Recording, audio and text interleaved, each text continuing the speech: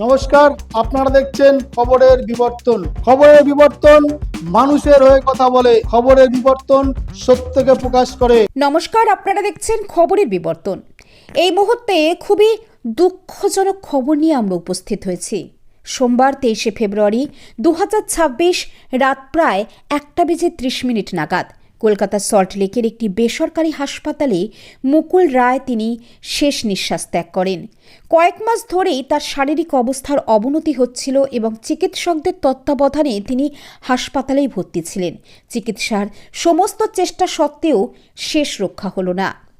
রাজনৈতিক জীবনে তিনি ছিলেন অত্যন্ত গুরুত্বপূর্ণ ও প্রভাবশালী ব্যক্তিত্ব। 1998 সালে মমতা বন্দ্যোপাধ্যায়ের হাত ধরে অল ইন্ডিয়া তৃণমূল কংগ্রেসের অন্যতম প্রতিষ্ঠাতা সদস্য হিসাবে আত্মপ্রকাশ করেন। দলের গঠন পর্ব থেকে সংগঠনকে মজবুত করতে তার ভূমিকা ছিল উল্লেখযোগ্য। দীর্ঘ সময় মুকুল রায় দলের সাধারণ সম্পাদক হিসাবে দায়িত্ব পালন করে সাংগঠনিক বিস্তারে গুরুত্বপূর্ণ অবদান রাখেন। 2012 সালে মুকুল রায় ভারতের রেলমন্ত্রী হিসাবে দায়িত্ব গ্রহণ করেন এবং সেই সময়ে একাধিক গুরুত্বপূর্ণ সিদ্ধান্ত ও প্রকল্পের মাধ্যমে রেল দফতরের সক্রিয় ভূমিকা পালন করেন।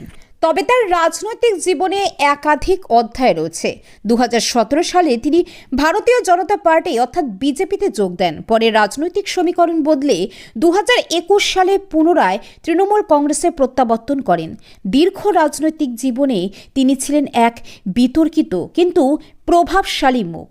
তার প্রয়াণে রাজনৈতিক মহলে শোকের ছায়া নেমে এসেছে।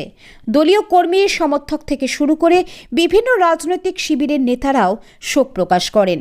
তার অবদান ও রাজনৈতিক যাত্রাপথ আগামী দিনেও আলোচনার বিষয় হয়ে থাকবে।